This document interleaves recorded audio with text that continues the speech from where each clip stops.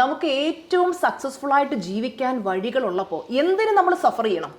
എന്തിനു നമ്മൾ സഫർ ചെയ്യണം? എല്ലാവർക്കും അഫോർഡ് ചെയ്യാൻ പറ്റുന്നത് എന്തുകൊണ്ടാണ് വീണ ആ ചെറിയ ഫീസ് വെച്ചേക്കുന്നതെന്ന് ചോദിച്ചു കഴിഞ്ഞാൽ, നമ്മളിപ്പോൾ ഫ്രീ ആയിട്ട് എന്ത് കൊടുത്താൽ anything free's of no value, ആൾക്കാർ 2 ദിവസം വന്നിട്ട് ലാഭവും അവരവരുടെ പോക്കറ്റിൽ നിന്ന് ഒരു ചെറിയ പൈസ ആണെങ്കിൽ എടുത്ത് കൊടുക്കുമ്പോൾ ഞാൻ ആ പൈസ കൊടുത്ത ക്ലാസ് അറ്റൻഡ് ചെയ്യണമെന്നൊരു കമ്മിറ്റ്മെന്റ് അവർക്കുണ്ടാവും.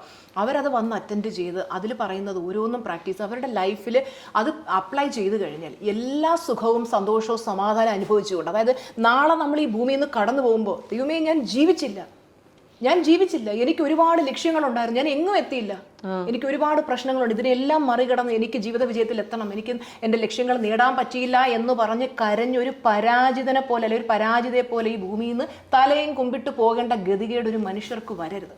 അപ്പോൾ അതുകൊണ്ട് ഞാൻ എല്ലാവരോടും പറയാൻ ആഗ്രഹിക്കുകയാണ്, ഇതൊക്കെ പഠിച്ച് തീർച്ചയായിട്ടും നിങ്ങൾ ആഗ്രഹിക്കുന്ന എല്ലാ മേഖലയിലും നിങ്ങൾക്ക് സക്സസ്ഫുൾ ആകാൻ പറ്റും. ഞാൻ എൻ്റെ സ്റ്റുഡൻസിനോട് പറയുന്നൊരു കാര്യമുണ്ട്, നിങ്ങൾ ചെയ്ത് നോക്കിയിട്ട് റിസൾട്ട് കിട്ടുന്നത് നിങ്ങൾ എന്നോട് ചോദിക്കണം